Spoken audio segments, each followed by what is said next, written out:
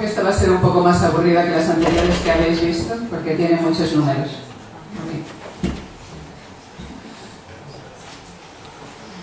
La razón de hacer este estudio es que queríamos ponerle números al tema de intentar determinar cuál es el papel de los cetáceos en el ecosistema. Seguro que habéis oído hablar de muchos casos donde los pescadores, si vais a hablar con ellos, dicen: podríamos pescar más si no estuvieran ahí los delfines comiendo, etc. Es un tema muy antiguo y quisimos intentar ponerle números a esta interacción.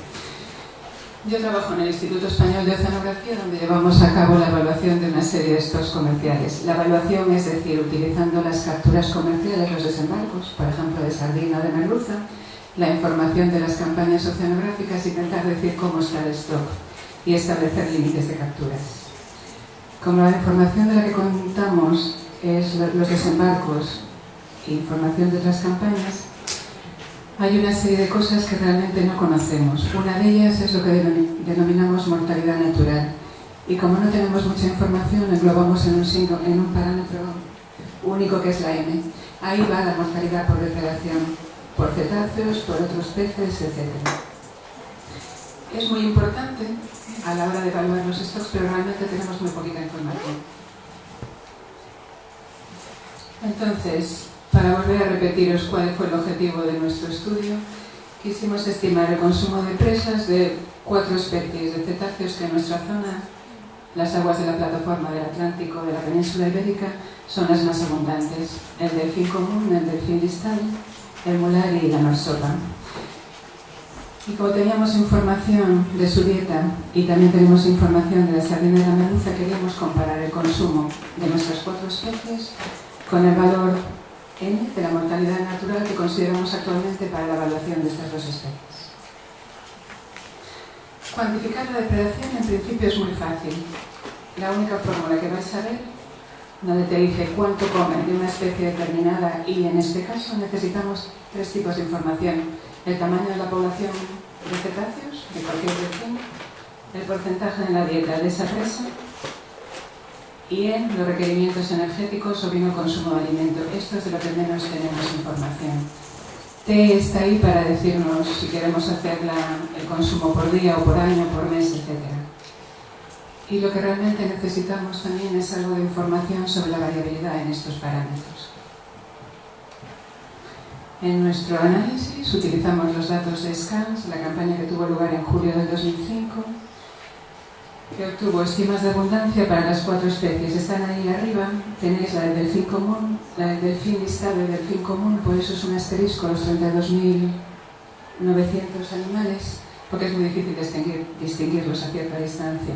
El delfín mural y la marsopa.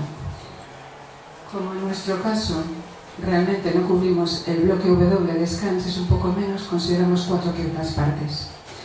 Y luego intentamos calcular una idea de la variabilidad en estos parámetros. Para ello calculamos intervalos de confianza. La idea de un intervalo de confianza es que te va a decir más o menos dónde está tu valor real, y por eso son importantes. El resto realmente son detalles. Si queréis el artículo os lo puedo pasar. Generamos un vector de 1000 abundancias para cada especie y área, considerando los valores del coeficiente de variación, que son los valores entre paréntesis que da SCANS, porque no teníamos las estimas. Teníamos las estimas, pero no los datos de la campaña. Estos son los tamaños de poblaciones para nuestra zona: 13.800 delfín común, el delfín listado 11.000 y pico, muchos menos de mulari y menos todavía de marsopa. Me estropea un poco. La información de la dieta, recopilamos toda la información que pudimos encontrar sobre la dieta de estas especies en la parte atlántica de la península ibérica. Tenemos algunos artículos, otros son pósters en conferencias como la Sociedad Europea de Cetáceos. Tenéis el número de estómagos analizados, el periodo, etc. Estamos utilizando información de contenidos estomacales. ¿Por qué? Porque nos permite cuantificar la importancia de las diferentes presas. La resolución es mayor que la de otros métodos, como pueden ser los isótopos estables o el análisis de ácidos grasos. Para calcular los intervalos de confianza, en este caso, teníamos la información de cada uno de los estómagos en los ejemplares que han parado en Galicia, que llevamos haciendo esto en colaboración con CEMA desde hace muchos años. Entonces, el proceso es muy sencillo. Tú tienes una matriz con cada uno de los contenidos de cada uno de los estómagos y le dices al programa que vaya muestreando cada uno de ellos. Y lo repite 1000 veces. Entonces, con eso podemos estimar los intervalos de confianza. Esta es la dieta del delfín común, para la cual tenemos el mayor número de muestras, son 512 estómagos, y como podéis ver, los intervalos de confianza, que son las barritas, pequeñas por encima de las barras azules, son bastante estrechos, lo cual es bueno, pero también proviene del hecho de que tenemos muchos estómagos. Para las otras especies, los intervalos de confianza son mayores. Como veis, la dieta está dominada por el lirio, la bacalarilla, y en menor proporción por la sardina. Esto en cuanto al porcentaje en peso. Otra cosa que se puede hacer, en base a estudios que ya han sido publicados, es ver qué representa una dieta de tanta bacalarilla, tanta sardina, tanta merluza, etc., en contenido energético. Porque multiplicas el contenido energético del kilo de una bacalarilla por lo que encontramos y llegamos a los resultados. Esto es una tabla para que veáis, como tenemos información de diferentes zonas de Galicia y de Portugal, podéis ver el porcentaje en peso de cada una de las presas y la energía que representa.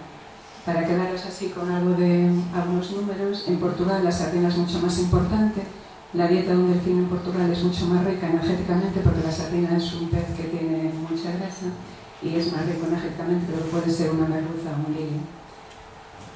Y esto otra vez es para el delfín común. Para el resto de las especies lo podéis consultar en el artículo si queréis, me lo pedís. Entonces, el último paso es las necesidades energéticas o el consumo de alimento de un cetáceo. Esto es lo que tenemos muy poquita información.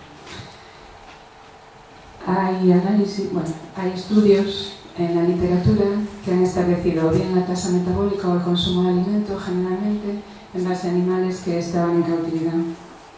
Este es un ejemplo de un delfín, se le pone dentro de una cámara de respiración y, por ejemplo, se calcula cuál es el consumo de oxígeno.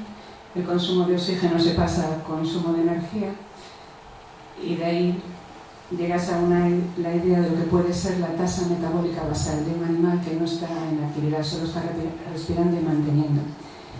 También tenemos a Cleaver, que en 1947 estableció lo que se llama la ley de Cleaver, que dijo que la relación entre el metabolismo de un individuo y su peso corporal es una línea recta cuando tienes logaritmo en los dos parámetros. Entonces, utilizando toda esta información y como te va a calcular la tasa metabólica o el consumo de alimento por kilo de animal, si tenemos información de las distribuciones de peso, podemos llegar al consumo de alimento diario por individuo y de la población. Y eso es lo que hemos hecho en nuestro caso. Estos son datos de animales varados recogidos por CEMA en Galicia. Veis las distribuciones de peso. La mayor parte de los individuos no tenemos el peso, en algunos sí, entonces establecimos una relación, una regresión talla-peso y calculamos el peso de la población. ¿Cómo calculas el consumo diario de alimento? Estos son 3 fórmulas que hay en la literatura. Una de Castellén que dice, por ejemplo, un delfín común consume un 12% de su peso corporal si el peso es menor o igual a 60 kilos, un 6% si es mayor.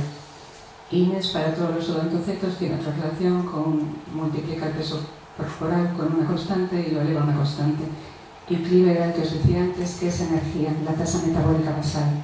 Entonces, en este caso tienes que asumir cuál va a ser el metabolismo de un animal en actividad. En la literatura hay valores que van de 4 a un 7 veces, porque nosotros lo hemos multiplicado por 4, y también tienes que asumir una eficiencia de asimilación. No todo lo que comemos lo aprovechamos para energía. Si hacéis todos estos cálculos, en nuestro caso con los pesos de los delfines que tenemos, llegáis a valores muy similares, 5,8 kilos, 5 kilos o 5,77. Y se me olvidó mencionar que en el último caso llegamos a energía y como tenemos la energía que representa un kilo de alimento, podemos convertirlo en kilo de alimento. Esta es para las 4 especies, similares para el delfín listado y para el delfín común, mucho mayor para el mular, ya que es un animal más grande, y mucho más pequeña para el mar sopa. Si multiplicáis todo esto, llegáis al consumo anual en toneladas año de las poblaciones. En este caso es para el delfín común. Veis que puede estar removiendo 6.800 toneladas de cálidos y sobre todo el lirio, pero también las fanecas. Sardina 1.600, en Portugal mayor número de sardina, etc. Si lo comparáis con el mular, veis que es bastante diferente. La merluza es la principal presa y muy poco de sardina y de otros pelágicos. Pero ver los números así realmente no nos dice nada, es una tabla un poco abstracta. Entonces lo que hemos hecho aquí es una figura. Este es el stock ibérico de sardina, que comprende las aguas de Portugal y todo el norte peninsular y Cádiz. En azul claro tenéis el tamaño del stock en biomasa, la SSB, la biomasa reproductora del stock. En verde son las capturas, tanto de España como de Portugal. M es los valores que se representa, que se remueve por la mortalidad natural. En azul oscuro es lo que estarían consumiendo nuestros delfines. Y como veis es muy poquito, entre un 2 y un 8% del valor de M del stock ibérico. ¿Qué pasa con la merluza? La imagen es un poco diferente. La merluza, bueno, el stock estaba muy alto en los 80, bajó, ahora está recuperando. Lo mismo pasa con las capturas, sobre todo en España. El valor de M, y veis que la parte de los cetáceos es muchísimo más alta, entre el 92 y el 214% del valor de M, lo cual es claramente imposible. Entonces, ¿qué podemos concluir de todo esto? No he parado mucho en los intervalos de confianza, es para darnos una idea de la incertidumbre. La incertidumbre es solo de la última diapositiva. La incertidumbre es solo de las estimas poblacionales y es muy grande, y estamos arrastrando todo eso una vez que tenemos la incertidumbre en las estimas poblacionales, en la dieta y en el consumo energético. La laguna más grande que tenemos es el consumo de las especies y de los individuos. Realmente tenemos muy poquita información en base a unos cuantos individuos que se mantuvieron en un delfinario o aproximaciones empíricas así de esa manera. Tenéis que tener en cuenta que existen muchos más depredadores, probablemente otros peces juegan un papel más importante que los cetáceos, por ejemplo la merluza, ¿no? La parte del canibalismo de merluza es muy importante, se está empezando a considerar en la evaluación del stock.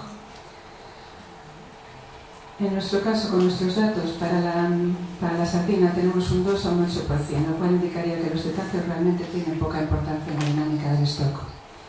Para la merluza es diferente, y como nuestras estimas no son posibles, o bien tenemos que revisar nuestros valores o se tienen que revisar los valores de la mortalidad natural que se consideran en estos momentos.